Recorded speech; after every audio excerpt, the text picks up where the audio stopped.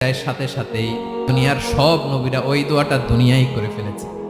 বিশ্বনবী বলবেন, আল্লাহ ওই স্পেশাল দোয়াটা দুনিয়াতে করি নাই, আজকে আমি তোমার দরবারে দাঁড়িয়ে কিয়ামতের দিন ওই দোয়াটা করছি। আল্লাহ, আমার যে উম্মতের হৃদয়ে যাররা পরিমাণ ঈমান আছে, আমার একটা উম্মতকেও তুমি জাহান্নামে ঢুকাতে পারবা না।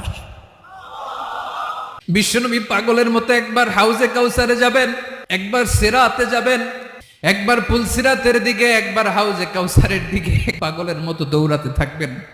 তার কোনো গুনাহগার উম্মত যাতে জাহান্নামে ঢুকে না যায়। উম্মতি বিশ্বনবী আমার জন্য কাঁদবেন, আপনার জন্য কাঁদবেন, আমাদের জন্য সেদিন কেঁদে কেঁদে জাহান্নামের দরজায় দাঁড়িয়ে আমাদেরকে টেনে টেনে জান্নাতে ঢুকাবেন।